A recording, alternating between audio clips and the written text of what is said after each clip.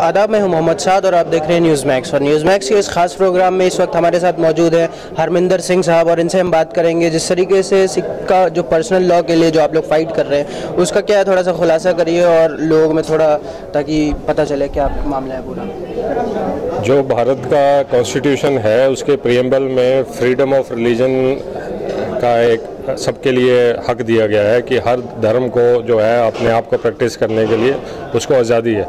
लेकिन सिख धर्म को जब से भारत आज़ाद हुआ है उसको कॉन्स्टिट्यूशन के अंदर हिंदू पर्सनल लॉ के अंदर दबा के रखा गया है।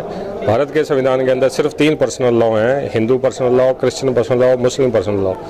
क्योंकि हम सिख जो हैं वो हिंदू नहीं हैं और हमारी बहुत लंबे समय से ये मांग रही है कि हमारा एक अलग पर्सनल लॉ बनाया जाए जिसको कि हम सिख पर्सनल लॉ कहते हैं। ये मांग हमारी काफ़ी समय से चल रही है, लेकिन इसको लेके कोई भी सीरियस नहीं हो रहा, ना ही हमारे लीडर सीरियस हो रहे हैं, ना ही हमारी सरकार सीरियस हो रही है। इसलिए हमने अपने तौर पे ये जो है संघर्ष जो है ये अभी शुरू किया है, जो कि हमारा बेसिक डेमोक्रेटिक राइट है, फ्रीडम ऑफ रिलीजन का। जब पर्सनल लॉ की बात होती है तो आप लोगों ने अब तक के इस ताल्लुक से क्या किया और कहाँ तक की बात पहुँची है?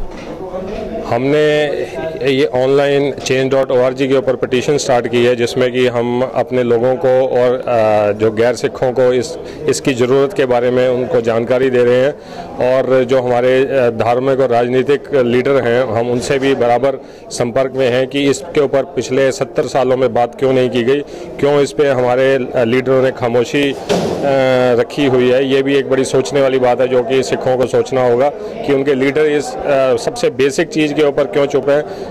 क्योंकि भारत का संविधान हमें हिंदू बोलता है लेकिन हम हिंदू नहीं हैं, हम सिख हैं। और सिख और हिंदू एक दो अलग अलग धर्म हैं, लेकिन भारत के संविधान के हिसाब से हम हिंदू पर्सनल लॉ के अंदर आते हैं। वो एक बहुत गलत बात है और इसके लिए जब तक सिख पर्सनल लॉ नहीं बन जाता तब तक हमारा संघर्ष जारी रहेगा।